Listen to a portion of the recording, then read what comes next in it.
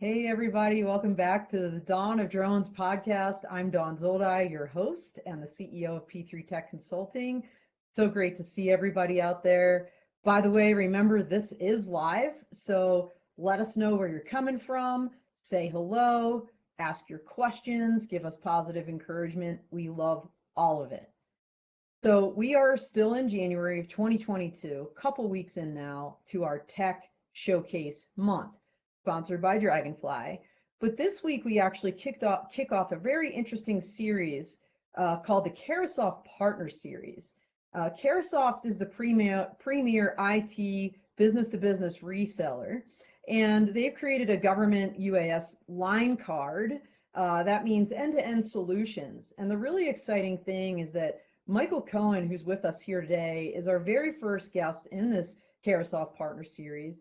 His company, Qii.AI, is doing amazing things in the drone space, particularly with regards to inspections, but so much more. Because when you think about the federal, state, local, tribal, territorial government sector, what you're going to hear about today and how artificial intelligence, augmented reality, automation are changing the game for drone inspections and drone operations and personnel management, you're going to want to be talking to Michael. So Michael, welcome to the podcast. Hey, Dawn, great to be here. Thanks for having me. Yeah, absolutely. Michael and I were talking before we went live, and this has been a crazy month, starting off with Dragonfly. We had the Phoenix Group with their command and control system on last week, Senior Savannah Haran with that organization as a senior robotics engineer, and just the amazing tech. And Michael was on our Clubhouse last week, and we learned so much. By the way, if you missed any of these podcasts, if you haven't listened to any of these Clubhouse episodes, you can listen, watch, play all of these on demand. So if you haven't subscribed to Drone Life TV for the podcast yet on YouTube, do that. If you're not in Clubhouse and Drone Law Connections, I highly recommend you join our group because we have so much fun. So let's talk, Michael, first a little bit about you. But before we do, honestly, I want to just say something that's hilarious. So we put out on LinkedIn, right? Hey, join us today and all these things. And Michael has a lot of business colleagues and a lot of friends. And it was his buddy. I'm trying to find my notes here. It was his buddy Courtland DePank, who said, well, maybe I could be on that podcast, but I don't know if you're going to talk about hair because, clearly Michael has the flowing hair here. Hold on. He said this. So if I could dive into Dawn, we got to deal with this. So on LinkedIn, absolutely, who I'd love to talk about for a split second, said that this could easily be a hair product podcast rather than a drone podcast. And what I found hysterical about that, first of all, it's a hilarious comment, so thanks, Courtland, is that you thought he was just talking about me. I mean, he's definitely talking about both of us, that we get on here and talk about hair. Like you're included in that comment, Don. There's no question. Can I get rolling just talking about Courtland? Yeah, well, you can talk about Courtland, but honestly, as much as I'd love to talk about him, I want to talk about you, Michael, because you've got such an interesting background in general aviation. That's where you started. My memory serves correctly, you were inspired with the unmanned, uncrewed aircraft systems world kind of early on, in your career before maybe it was popular with so many others. So why don't you just give us a little bit about that background for those that aren't familiar before we jump maybe into Qii.AI and what you're doing in your company right now? Okay. I'd love to. I'd absolutely love to. I tried hard to talk about Courtland rather than myself, but okay, you're the boss. I spent about 20 years in manned aviation. So I finished my flying career as a Boeing captain, working for an airline. I've lived and worked in Africa and Europe and here in North America. And I felt like I'd really done a lot in that industry. I had a very, very lucky 20 years and I always wanted to start a company. And so a friend of mine started in drones in like 2011, 2012, literally like brought it into my home, parked this big ugly thing with lots of wires and batteries hanging off of it. And it was an experience that was like looking like those who must have saw the first cell phones, like our smartphones. It's like just, this is going to be huge. And we just sat and talked about applications and the way. And at this point, it was just really carrying a camera for film and television, right? And there was a little bit of talk about agriculture and that sort of stuff. So if I accelerate ahead, in 2014, we started our company. June 1st, 2014, we went operational in Canada for building inspections. So drones, thermal cameras, imaging buildings at night for energy loss. And we did it coast to coast in Canada. We couldn't enter the US market because you couldn't fly drones commercially. I mean, if you remember that, I mean, a lot of the people listening remember that. There was a point. Exactly. I mean, you had, Section 333, which was, I think, a very painful process for so many people. And it wasn't until 2016 that Part 107 was actually promulgated and passed. So yeah, absolutely. So you start in Canada for this reason. So we started in Canada, and shortly into that journey, we were collecting. Each building was like 3 to 5 gigabytes of 3,000 photographs, and we understood very quickly. We had this internal business need, but we understood very much that there was a great opportunity in data management, in data analytics, in remote digital inspections. It's so interesting to go back to these discussions in 2015 about like how do you make the in-office or at-home experience as compelling for an inspector or engineer as in the field, as actually like hanging off of something like an oil tank. And then you accelerate to COVID, and it's like, we just had no idea about what was coming. Absolutely. So, Michael, not to put too fine a point on it, but I kind of remember when we spoke last that, we were talking a little bit about the regulatory challenges in the United States, but in about the 2015 arena, about a year or so into your business, is that when you got the first night waiver? So I think we did the very first night application in Canada in 2014. Roger. But that's the regulator in Canada just doesn't record those sorts of things. So but I believe that's the case.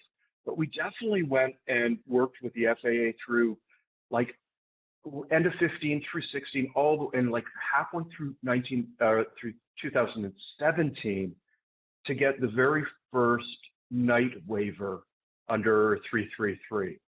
So we hold that. I mean, it was a real accomplishment. It was sort of a highlight of my career. It was like CNBC reporter called me at like 5:30. I was leaving the office, going to dinner. He's like, "Is it true, Michael?"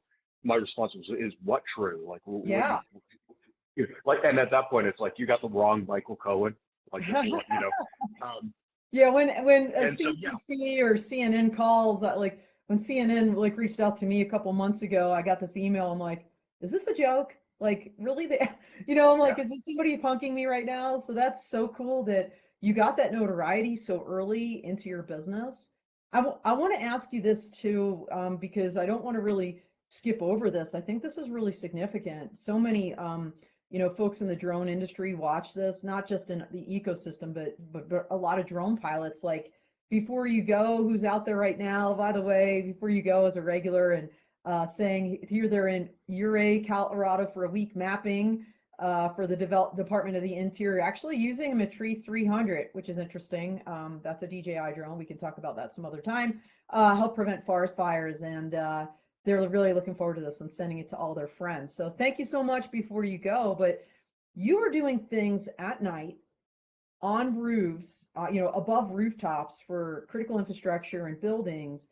And you were using specialized sensors to detect what exactly? Because I think this use case that you started out with was really niche and unique, especially at that time. Yeah, it put us into several different conversations, which really are the foundation of Qi.AI, which is interesting. So we started out at that time in 2014 with a drone called the Aryan Labs.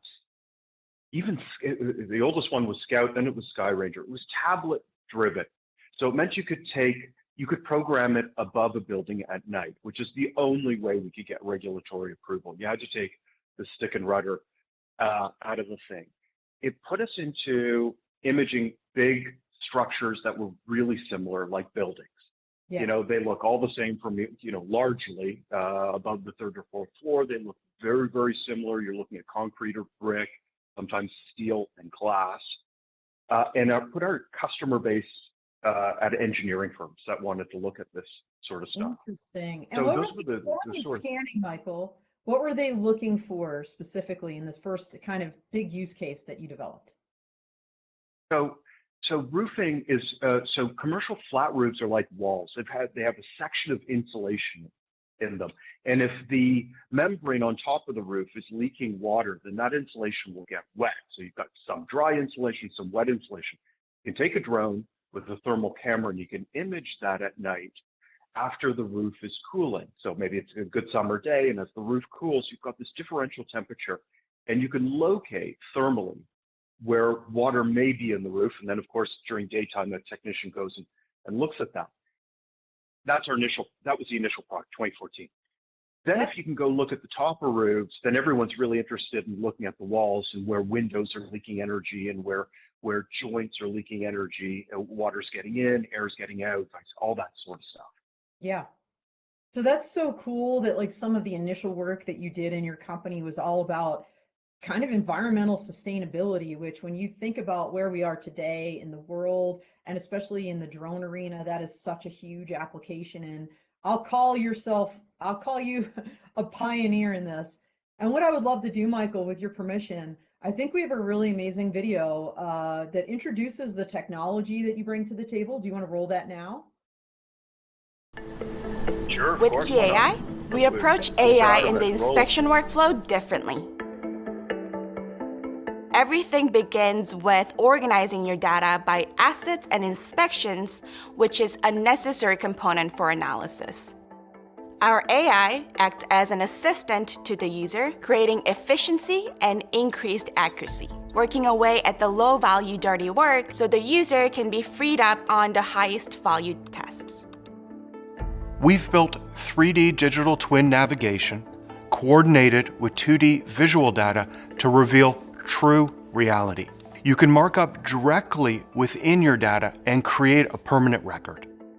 We use every interaction with Qi to improve the performance of your model. And we're able to leverage a small amount of data to seamlessly start customizing your inspection AI.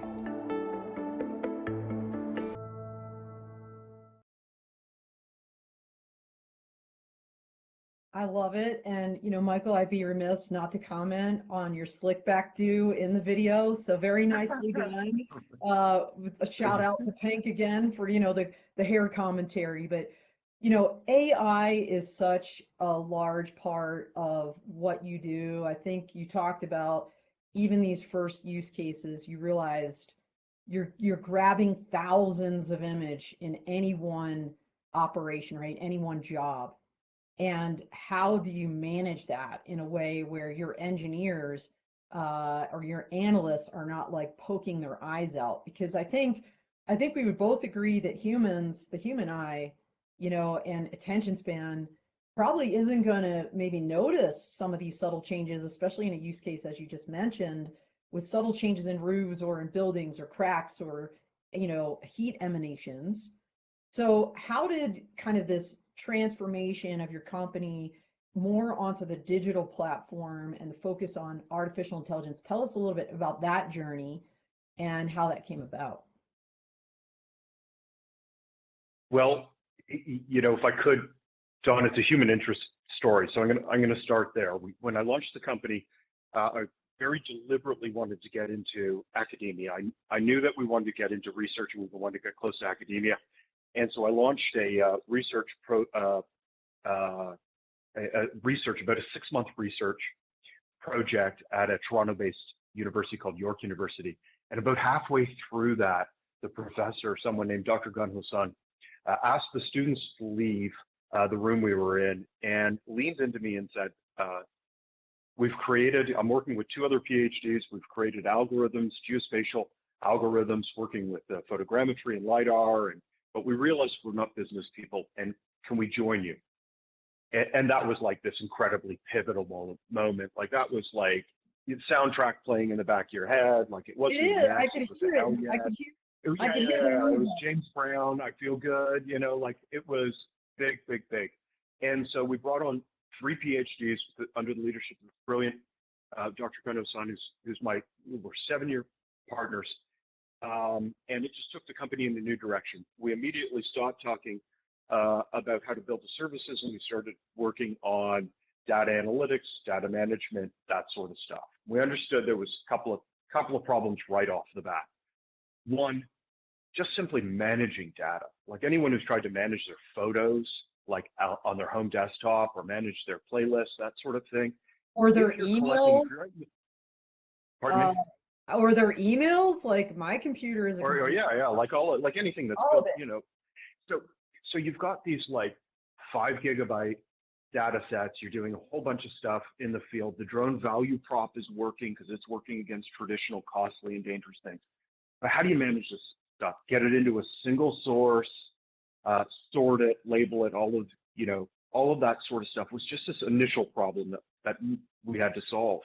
But then it becomes very much more interesting. If you've got 5,000 photographs, what the user wants to see is the best photographs. So how do you sort through those?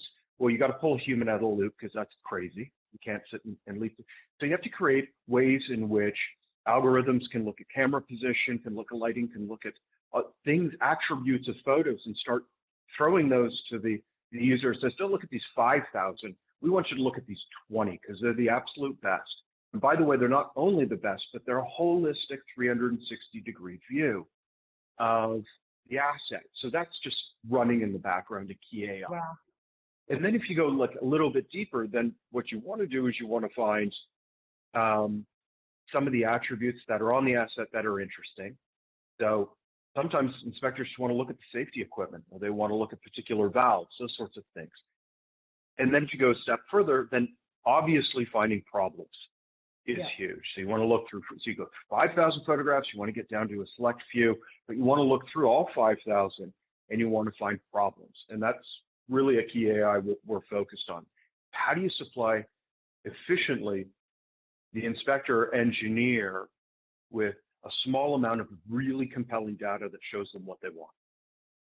Yeah, so you're leveraging artificial intelligence, machine learning, and it's very specifically like visual learning, right? Visual AI, at least on the front end. Absolutely. So for us, this is all just like, it's fascinating. It all comes from our learning experience, like in the trenches, for sure. But our mantra at Qi.AI is label, train, and manage. So the very first piece is providing a labeling platform for the user. So when an engineer sits down and reviews something like concrete dam, he's going to predict things like cracks in concrete, right? Really, really compelling use case for the drone market. And it's going to use computer vision to look through the imagery and say, look, to the engineer, this is a crack. It's going to outline that crack. And so what we do is we engage the user to define the label. We call it user defined. You're putting AI at the edge, so in the hands of the user. And the user can do a couple of things. One, they're going to label it on severity and what it is, because they're the best people, the subject matter experts. It's their business, right? So presumably they can identify, because AI and what you're talking about, Michael, it's kind of a smart system. It's going to learn, it's going to grow and learn from itself, if you will. And the more data you put in, the more information, and the more you can label it and kind of neck that down of what's important, what does a crack look like, the better, I would assume. And who better than the people, like you said, at the edge, the people who are employing this that know, whether it's a construction company, whether it's, an engineering firm, as you mentioned, architects. That's spectacular. So that's the first piece, this labeling part. The first piece is labeling. You're absolutely right. The label's hugely important, but the segmentation of the thing. So telling exactly what, telling the computer exactly what is a crack and isn't a crack. We allow the user to interact with that because that's quality of data. Yeah. Really, really important. Just doing boundary boxes around things like this whole area, there's a crack inside. Right. Garbage in, garbage out sort of stuff. So we engage it at a labeling first stage with the user. And then, of course, we send it off for training. So that's machine learning. I think everyone understands that. The more data in, the more good data in, the better the outcomes on predictions are for future operations, right? So for future use. Yeah, so basically the training data is created by the subject matter experts themselves. Can't get better than that. You can't get better than that. And I'll tell you just very quickly, we learned from the trenches. We tried to pay corrosion experts, crack experts, inspectors, engineers. We tried to find them. You can't hire them. If you do find them, they're incredibly expensive. And sitting down and creating, annotating, segmenting, labeling, corrosion data and crack data and concrete, all that stuff is like, it's mind-numbing. They become suicidal. It's impossible. And the variations, and what you can imagine is like the variations. Let me just give you one example. The offshore corrosion people, and let me blow your mind, rust and corrosion are two different things. The offshore corrosion people speak a totally different language than the onshore corrosion people, right? It's just a different problem, right? So if you're trying to, it's a completely different environment with the salt and the air and imagine. Yeah. So we go label, we go train, and then manage. And we think about manage in terms of data. We manage data and we manage users. So one, you got to manage data. You got to be able to look and review data. You got to be able to create reports, and you got to be able to disseminate and collaborate, right? And I think that value prop is probably really well known to this audience. Yes. People meeting remotely around a 3D digital twin, looking at anomaly markups, that sort of thing, and disseminating. And then, of course, user management. One of the things that we discovered really early on was, you've got the inspection location, you've got the inspection crew, like data crew, going out and flying it. You've got an engineering company that's going to review all of this. And by the way, they're in a different country. Wow. And then the report's got to get to an insurance company. And by the way, they're in an entirely different location. So if you think about like Dropbox user functionality, like how do you get one group of stakeholders into one asset set for one particular purpose while you've got all these other users looking at other things? So user management's a really big piece for us. And so on that front end, you kind of two prongs to user management. This first of kind of the stakeholder sharing, if you will. And Michael, this is a cloud-based software, right? That puts all stakeholders on kind of one single meeting point to have the same information in near real time. Yeah, absolutely. So you've got, if you just take a typical workflow in Qi.AI, you've got someone goes out to image a bridge, use drones, 10 gigabyte data set. That drone team can upload it only. And then the engineering firm can go in, process it into a 3D digital twin, create a condition assessment report on it, and then they can share a PDF report. They can share a link to the 3D digital twin. They can even introduce people into the 3D digital twin environment to make additional comments on it. So if you found a bunch of problems, you need to get it over to the team that's going to fix those problems. You can get the team into that environment as well. So we think about reporting, digitally and cloud-based rather than just PDF sort of stuff. Well, that makes a lot of sense. And, just kind of, obviously your company is based on visual, artificial intelligence, and there's a lot of visual learners out there, and I'm kind of one of them, right? Like, don't make me read a manual, but just show me how to do it and I can make that happen. I love that your product does that. And when you're talking about 3D twins, I always harken back to movies, right? So let's talk about, Tony Stark. Your 3D digital twins are literally like 3D models that you can look at as a stakeholder. But what I also love that you've now interjected into this process, something that I haven't heard of maybe any other company, if there's any out there, I don't know. But you've injected augmented reality or AR into this back end process, this kind of stakeholder management. And I remember when you and I were at the Energy Drone Robotics Coalition in Houston, Texas back in November. Was it November or October? I think it was October. I think it was In October. October, maybe? Yeah, I think Yeah. it was October. And I remember I walked up to your booth and you and your cohort in crime, Nia Choi, were there.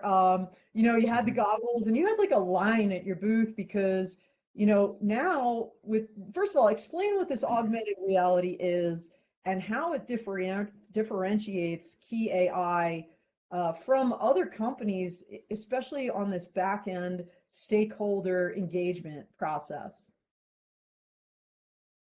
Yeah, by the way, Naya ran all of that AR in Houston. She's pretty awesome. Our mission is to create this digital experience around industrial inspections, right? So get out of dangerous places, reduce costs, Yep. increase inspections, because if you increase inspections, you're able to increase asset performance. And this aligns with all kinds of things that we need to do, like decarbonization, right? So you've got all of that sort of Wow. mission.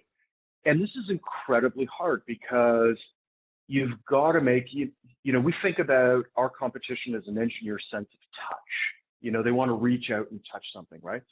So how do you get a platform and data that's so compelling that you're comfortable enough to say, I understand what I'm looking at and I don't need to get on an airplane, rent a car and drive to the site to look at it, right? Yeah. And we just Yes, have this, we have this affliction. Yeah, exactly. We have this affliction at Qi.AI. You think about thermal building inspections in 2014, right? Like we're doing the same thing. We have this cultural affliction of just, let's go too early. Let's lead, let's do bonkers things and we'll figure out commercialization on some part of it. And that's our Tony Stark idea. When I asked the team, what do you want to work on? I don't want to, I'm going to interrupt you here for a second because we got Jeff Harper out there who says, big Tony Stark analogy fan. So woohoo. So that's Jeff Harper. He's a front end developer with us. He's absolutely brilliant.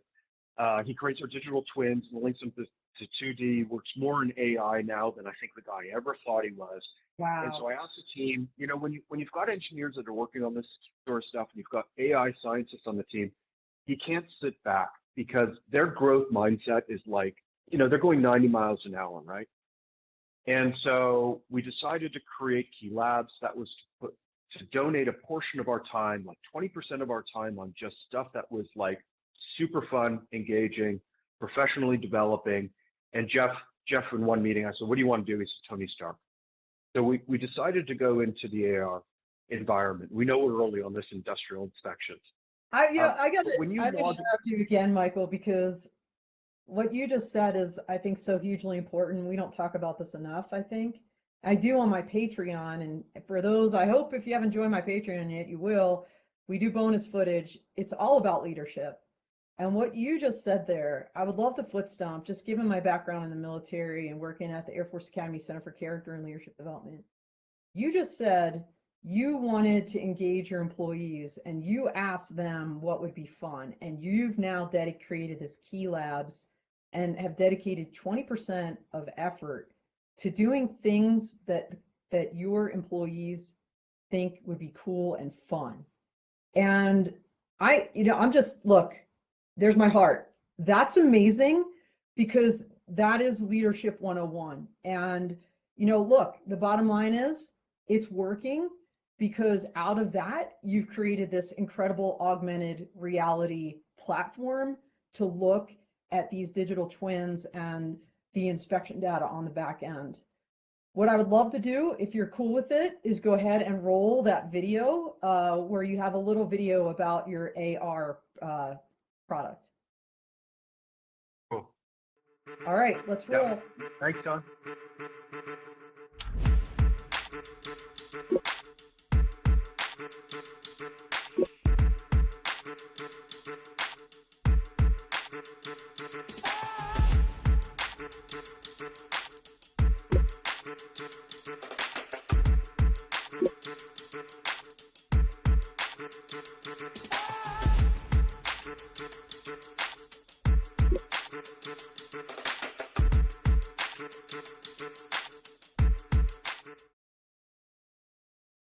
And can I just say, wow.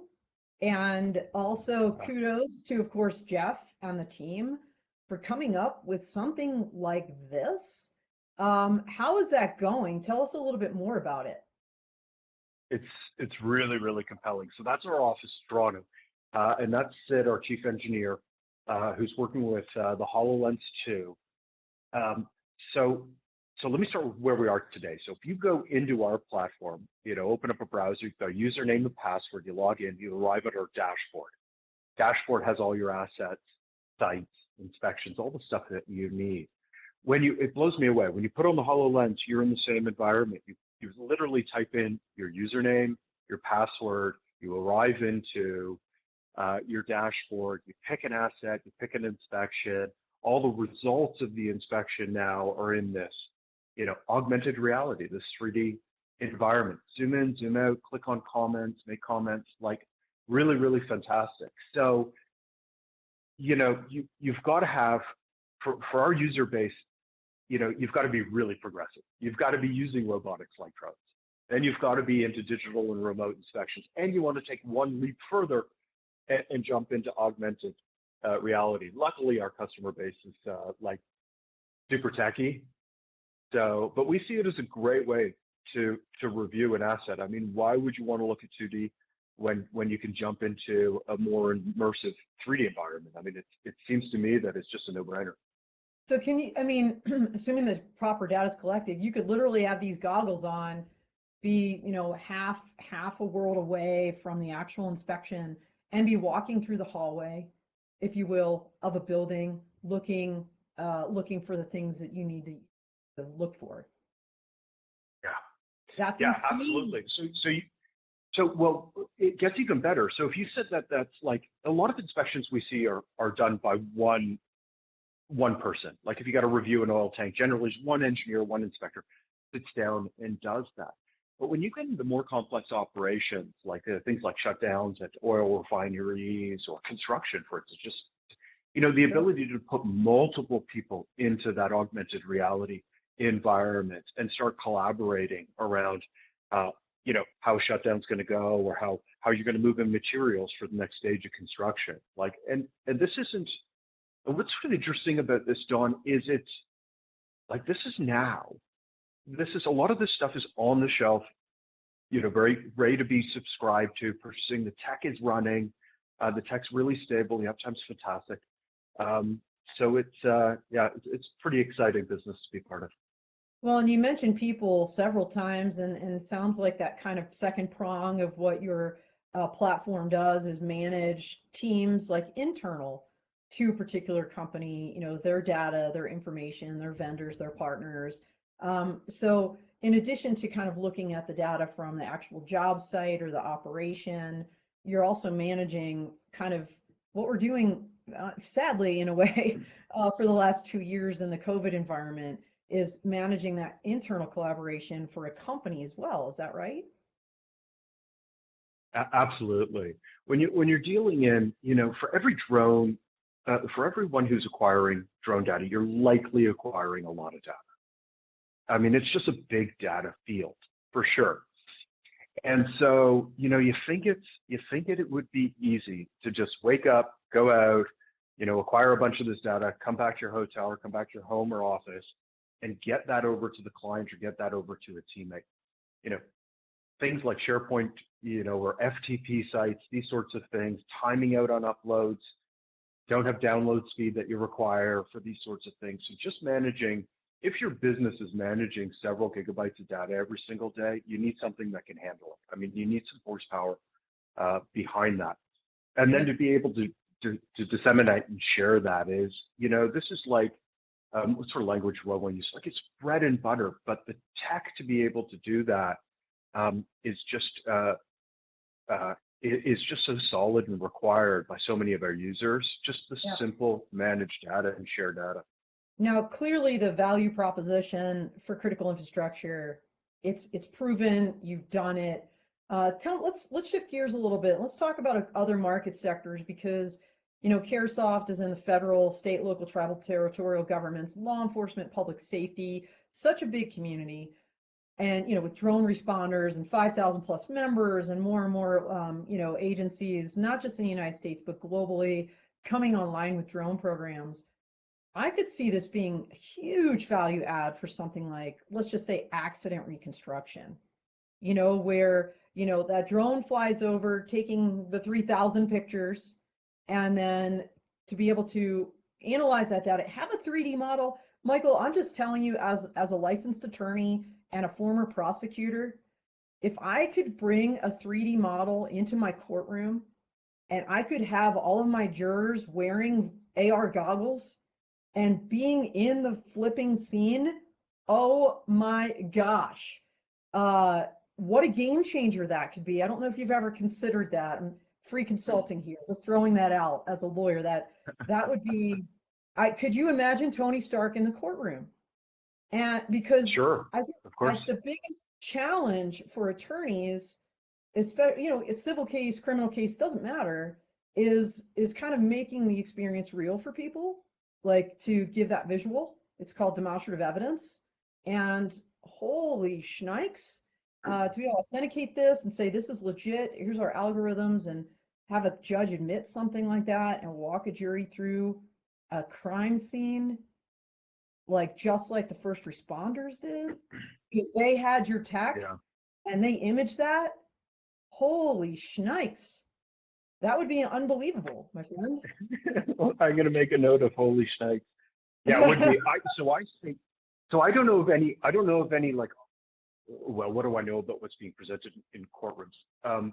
I wouldn't know that. I think augmented reality sure sounds early to me, but I think a lot of our friends that are creating, survey grade, digital surface models, digital twins, and those sorts of things, I think they're getting into courtrooms. We've been called over the years, could we create this? The use cases for us were insurance claims. Someone went and changed the elevation on their property. Next big rainstorm flooded. The insurer wanted to demonstrate this. So could we create models that so I think a lot of that like GIS surveying expertise is there today for sure. Absolutely. And speaking of which, I'm super excited to see you and Naya here in my home state, Colorado.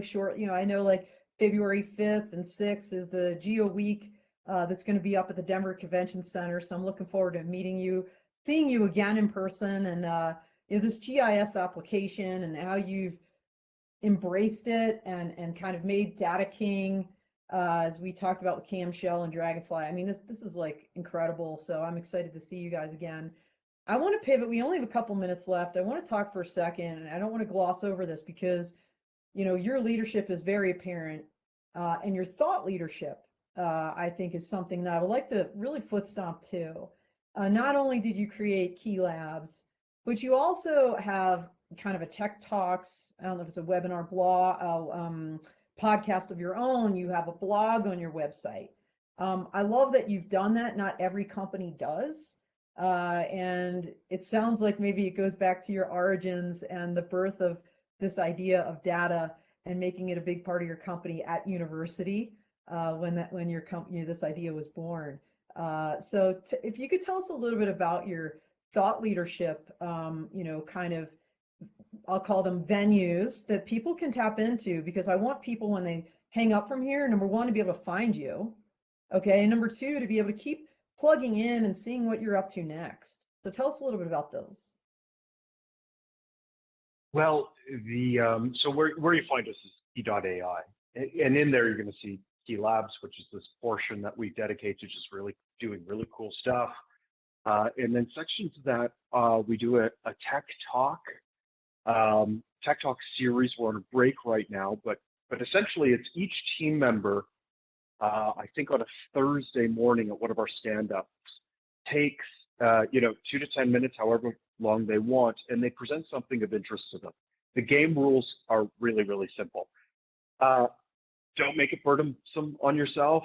Go as deep into it if you want. Don't do a PowerPoint slide. Do a PowerPoint slide. You want to throw up a 30-second video because you just think it's cool, throw it up and have fun. And what ended up emerging was maybe a little competitiveness with my team, which is go figure, right? As you just started to see more and more great content, right? Yeah. Like, yeah, blockchain presented, the chip shortage, like people going into deep subject matter stuff that they really enjoyed. And what we were doing is creating this great learning. Here's the thing about, if you're going to create if I could speak as an entrepreneur for a second, if you're going to create a key .ai type of company, right? You're going to do all this like 3D, 2D, computer vision, machine learning, augmented reality. You need really talented people. So you need to engage big thinkers with really serious skill sets. And where I spend a lot of my time is just thinking about how do you engage those people so that they want to continue with this team. Because when you work on Qi.AI after a couple of years, your CV actually is really good, and you've got some really serious skill sets in 3D and AI by the time you've worked with us. And so I think a lot about retention and engagement and growth, professional development, and so and you just have to keep a team like this, really out feeling like they're growing. And the last thing is feeling like the mission is really worth their time. So being really super clear on our mission is a huge part of how I spend my time. That's awesome, as it should be. And again, not just a product to pursue, but a leadership style to emulate. Great stuff here. Like I said, we only have a couple minutes, so Michael, I want to give you the floor here for the last minute or so before we kind of get into some announcements on, what you see going forward, what's next for Qi.AI, and any other closing comments you want to make here. Our time went too fast, by the way. It really did. Well, what's next for Qi.AI? So we see ourselves in energy right now. We think about nuclear, oil and gas, and electricity.